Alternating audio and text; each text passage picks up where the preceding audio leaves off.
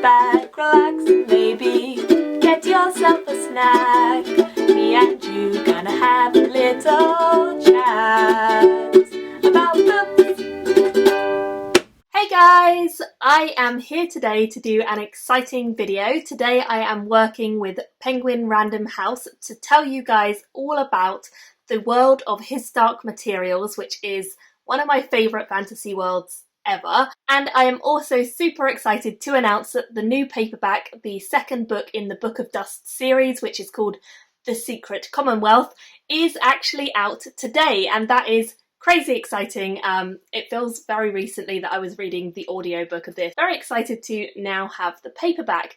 But this book is quite different from the audio version because this one actually contains new illustrations, which are by a fantastic illustrator called Chris Wormel. I actually looked him up on Instagram after I had a look through the illustrations. He does the cover art, but he also does the illustrations inside of the book, and his illustrations are really, really cool. They're kind of in this style of like lino print, wood block, kind of almost etching style. It's like a crossover of all of those things.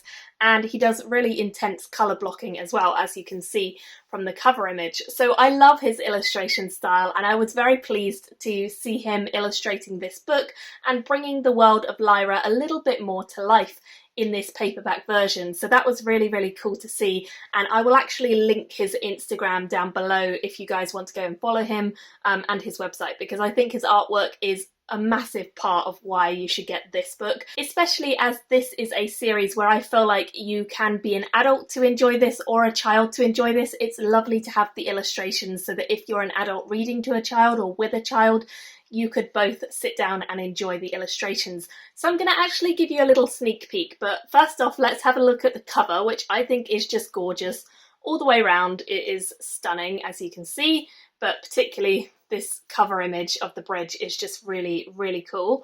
And then inside, I've actually handily bookmarked some pages that have got illustrations, and I love that these are just really intense black and white, kind of scratchy, etchy, but really fine detail lines. Like, you can see how uniform all these lines are and how deep and heavy the black silhouette is of the animal on the tree.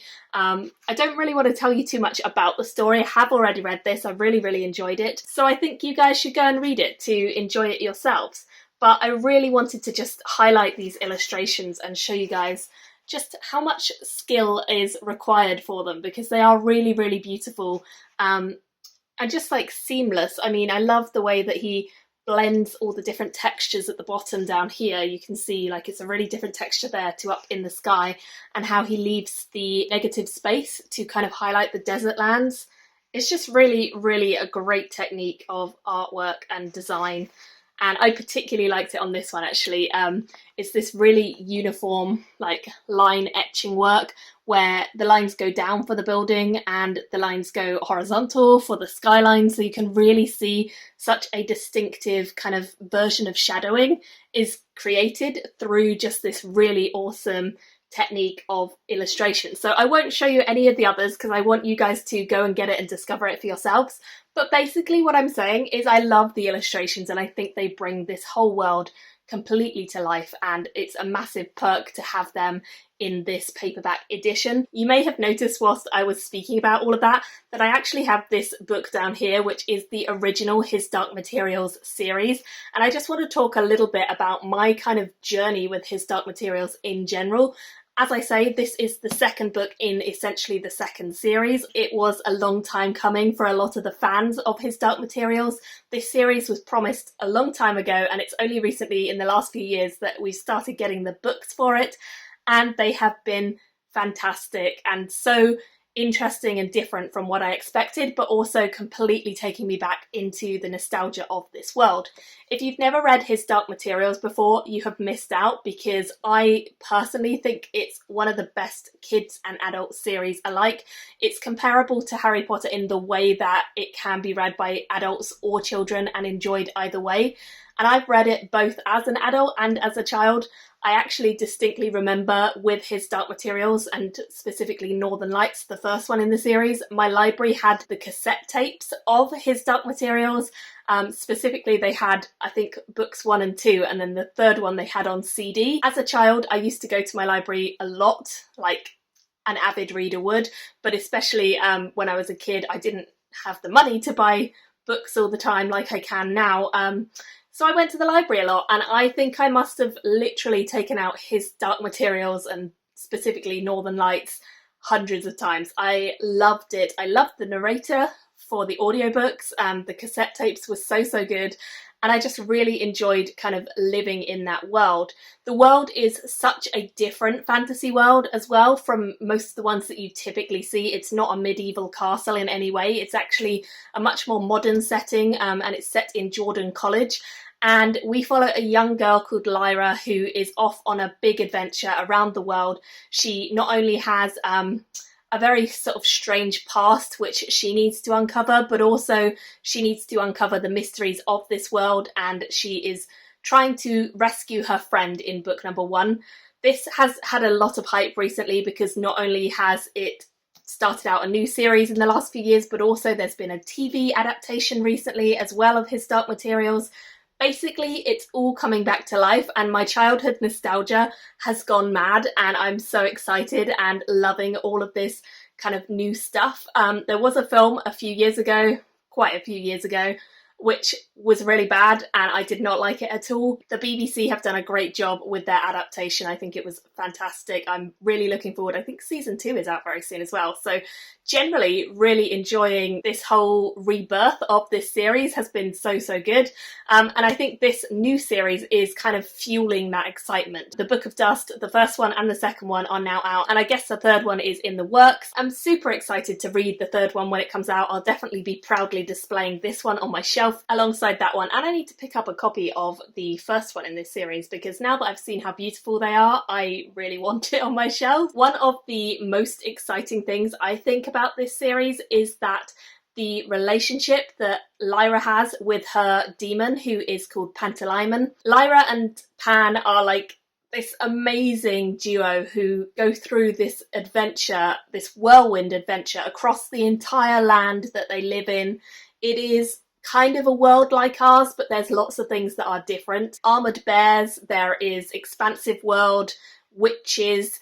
It's not typical fantasy, but it's so well done, and it just works incredibly well to draw in a young reader or an old reader. As a kid, I just loved the enjoyment, the adventure, the way that this young girl was like independent. She was going out into the world, she was getting things done, she was meeting people, exploring, really going off and having fun. And as a young reader, that's exactly the sort of adventure story that I loved. I really enjoyed that. I also love the fact that Lyra and Pantalaimon have this beautifully fierce relationship. They bicker like anything, but they're also completely devoted to one another, and they would do anything to help the other one out. And it's so nice to see their relationship in both of the series. Particularly, I think this book in the series actually shows their relationship on a really rocky patch, which you don't see that much of in the other His Dark Materials series. So I was really interested, excited, sad and upset as a reader to kind of emotionally invest in that. I love the two of them, and I really never want to see them fight. Like anything in real life, you never want to see people you love fight. But it was kind of believable because in the first series, Lyra and Pan are young, they're kids, they're just kind of all about friendship and exploring themselves and developing and growing and learning. And in this series, Lyra and Pan are both older, and they're kind of getting to this point where lots of things that happened in the first series are coming back to haunt them. They're starting to grate on each other for different reasons.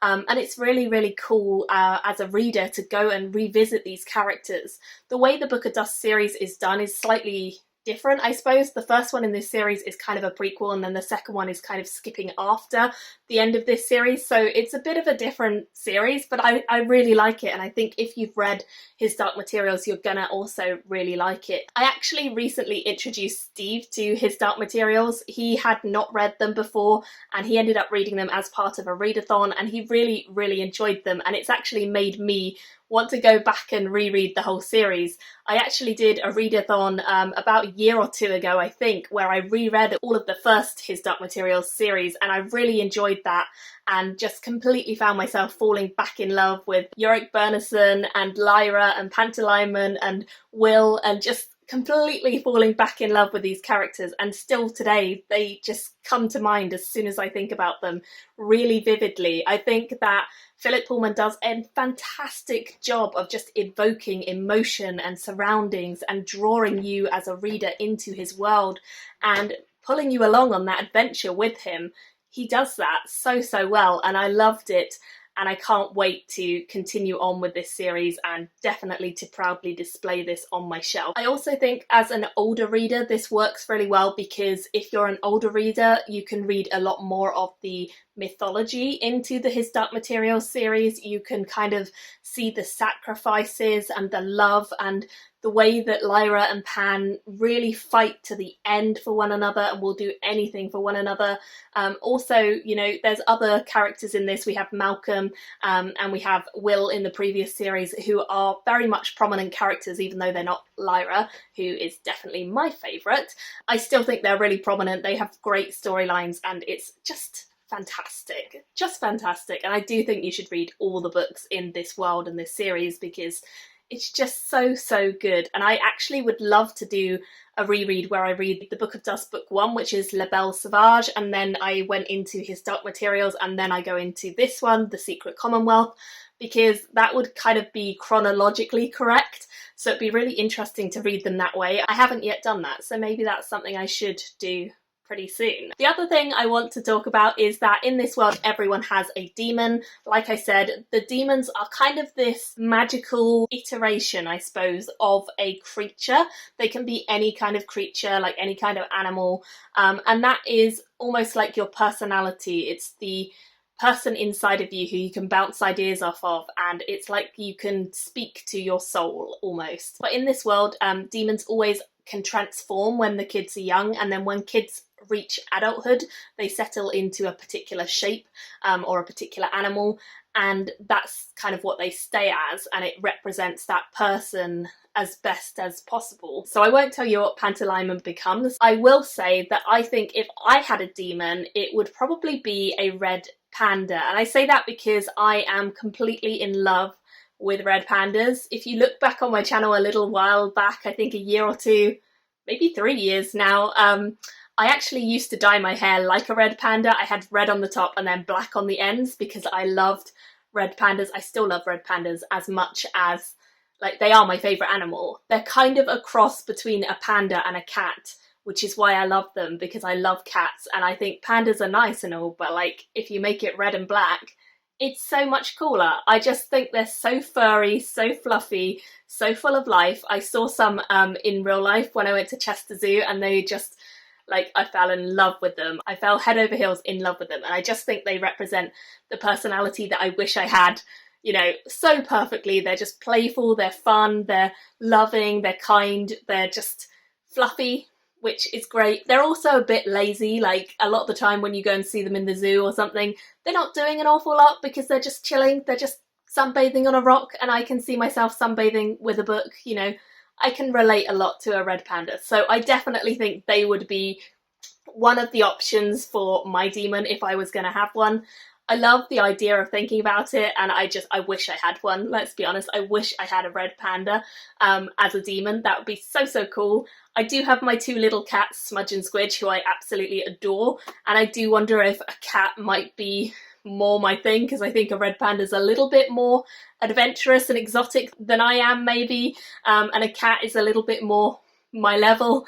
But yeah, I just love them. I think they're so cool. And I'd love to know in the comments what you guys think your demon would be if you thought about it. You know, what would your one particular animal that represents you be? I'm super intrigued by that. So if you are as excited about the world of His Dark Materials and you want to pick up the next one in the series and you haven't already done so, this is highly recommended by me. I absolutely love it, and I hope you guys will pick up the paperback to continue the journey, which does have the fantastic illustrations at the start of chapters and the full page ones that I showed you before, and the amazing cover art in general. So yeah, please do pick this one up. I will put a link in the top line of the description if you guys are interested in purchasing this particular book, and I really hope that you tell me all of your adventures with Lyra and the world of his dark materials in the comments below, along with your demon character. What animal would that be?